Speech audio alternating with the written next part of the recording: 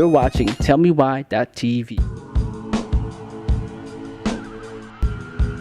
The purpose of life, okay, is to serve God, and that service is everything. So God is everything that we are. He's not just on the good side and then watch you suffer and he sits down there smiling at you. No, he is with you all the time. So, but this is the question that I get asked all the time. They say this, Brian, if God is a God of love, why is it that some other people have it better than me? Why does my child have to be born with a Down syndrome when I go to church? For his name to be glorified. Huh? For his name to be glorified. For the, what do you call it, prophecies to be fulfilled. It is not God that made those things like that. See, when somebody, there are people today, do you realize, let's just get into it. Do you realize that some people sleep with animals?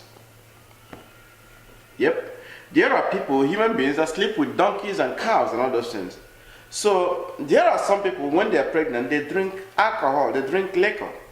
What do you expect that will happen to the child when you deliver the child? The child may have Down syndrome. So they're now blaming it on God. But they were smoking cigarettes, they were drinking liquor during the time of their days. I just want to take a little of it. So things like that happen. Now I'm not going to blame it on the mom, that every mom that had a child with Down syndrome is because the mom was drinking or doesn't. No, it doesn't. Sometimes it's biological stuff. Sometimes it's, it's from genetics, family, bloodline. Certain things happen to people, not because God hates them, but sometimes, somewhere, someday in the past, somebody in that family either ate something that he wasn't supposed to eat or ate something that she wasn't supposed to eat, and had transferred those things down to our present time. So now we're dealing with it. So why is it that God let me have this sin? Well, before we were born, somebody in our family somehow got involved in something somehow, somewhere, and then mixed up somewhere, and they got to us now. That's why you see sickle cell people, because somebody slept with somebody and married somebody the wrong. Then our time now. Now go back to accidents. You mentioned it. I can ask the same question. I was born by my dad and my mom, but my father died when I was a young man. So I was a young kid. I was a baby, practically a kid, when he died. So what did I do? Will I call it hatred that God hates me? No. Why did God take my father's life? God didn't take my father's life. God does not destroy anybody.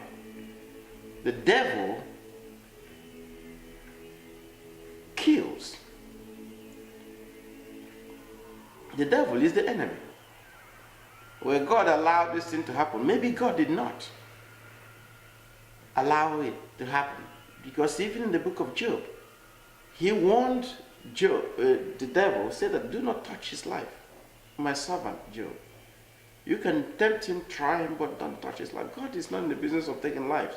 That's why sometimes when people pray, they're angry, they say, God is not going to do that. You send the devil will do the job for you.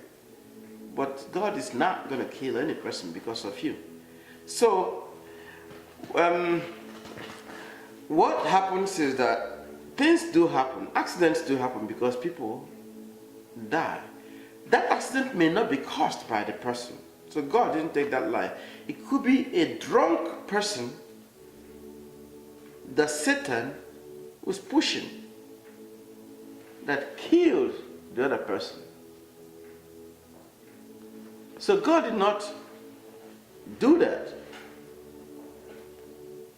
It could be a drunk person somewhere.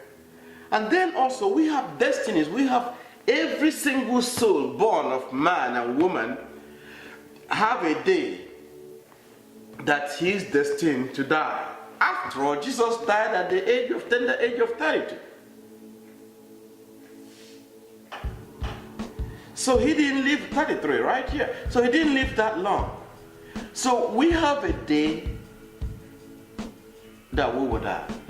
Now, there is no place that is written that we must fall sick before we die. God didn't say that. The Bible didn't say that you must be sick before you die.